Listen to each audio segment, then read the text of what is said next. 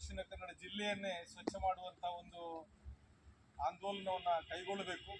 ಅದು ಬಹಳ ಸುಲಭವಾಗಿ ನಿಮಗೆ ನೆರವೇರಿಸಲಿಕ್ಕೆ ಸಾಧ್ಯ ಇದೆ. ನಮ್ಮಲ್ಲಿ ಎಲ್ಲ ಕಾಲೇಜುಗಳಲ್ಲಿ NSS ಯೂನಿಟ್ಗಳಿದ್ದಾವೆ. ಆ ಯೂನಿಟ್ಗಳನ್ನು ಉಪಯೋಗಿಸಿಕೊಂಡು ಜನರಿಗೆ ಅರಿವು ಮೂಡಿಸುವಂತಹ ಕೆಲಸವನ್ನು ನೀವು ಮಾಡಬೇಕು ಅಂತ ಅವರಲ್ಲಿ ವಿನಂತಿಸಿದ್ದೇನೆ. ಅವರು ಅದಕ್ಕೆ ಸಂತೋಷದಿಂದ ಒಪ್ಪಿಕೊಂಡಿದ್ದಾರೆ.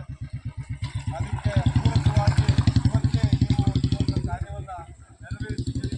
ನಿಮಗೆ ಅನಂತ ಧನ್ಯವಾದಗಳನ್ನು ಅರ್ಪಿಸ್ತೀನಿ. ನೀವು ಈ ಸ್ವಚ್ಛತಾ ಕಾರ್ಯ ಮಾಡುವುದಕ್ಕಿಂತಲೂ ಮಿಗಿಲಾಗಿ ಮಾಡಬೇಕಾದಂಥ ಕಾರ್ಯ ಏನು ಅಂತ ಹೇಳಿದರೆ, ಸ್ಥಳೀಯರಲ್ಲಿ ಇದರ ಬಗ್ಗೆ ಅರಿವನ್ನು ಮೂಡಿಸುವಂತಹ ಕಾರ್ಯ ನೀವು ಮಾಡಬೇಕು. ಇದನ್ನು ನೀವು ಎಷ್ಟು ತೆಗೆದರೂ ಇದು ಪುನಃ ಹಾಕ್ತಾ ಇರ್ತಾರೆ. ಕಸ ತೆಗೆದು ಸ್ವಚ್ಛ ಮಾಡೋದಕ್ಕಿಂತ ಜನರಲ್ಲಿ ಅರಿವು ಮೂಡಿಸುವಂಥ ಕಾರ್ಯವನ್ನು ನೀವು ಹಾಕ್ಕೊಂಡಾಗ ಇದು ಒಂದು ಪ್ರಯೋಜನ ಆಗಬಹುದು ಅನ್ನತಕ್ಕಂಥ ಮಾತನ್ನು ಹೇಳ್ತಾ ಹೀಗೆ ಮತ್ತೊಮ್ಮೆ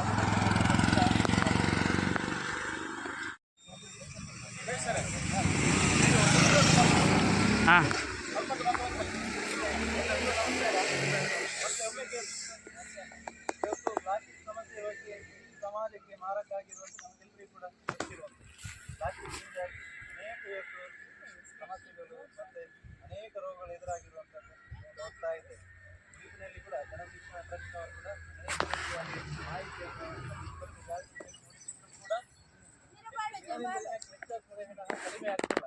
ಅದಕ್ಕಾಗಿ ಇವತ್ತು ನೀವು ರಾಷ್ಟ್ರೀಯ ಸೇವಾ ಯೋಜನೆಯ ವಿದ್ಯಾರ್ಥಿಗಳು ಸರ್ಕಾರಿ ಪ್ರಥಮ ದರ್ಜೆ ಕಾಲೇಜು ಇವರು ಇಲ್ಲಿ ಬಂದು ಮೇಡಮ್ ಶಿಬಿರಾಧಿಕಾರಿಯಾದ ತನುಜಾ ಮೇಡಮ್ ಅವರ ನೇತೃತ್ವದಲ್ಲಿ ಇವತ್ತಿಗೆ ಆಗಮಿಸಿ ಈ ಪರಿಸರವನ್ನು ಸ್ವಚ್ಛಗೊಳಿಸುವಲ್ಲಿ ಎಲ್ಲರೂ ಸಹಕಾರ ನೀಡಿದ್ದಾರೆ.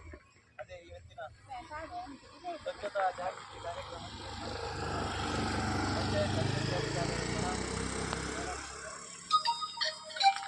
ರಜನಿಯವರು ಆಗಮಿಸಿದ್ದಾರೆ. ಅದೇ ರೀತಿ ಪಂಚಾಯತ್ ಕಾರ್ಯದರ್ಶಿಯವರು ಕೂಡ ಇದ್ದಾರೆ. ವಿಶ್ವವಿದ್ಯಾನಿಲಯದ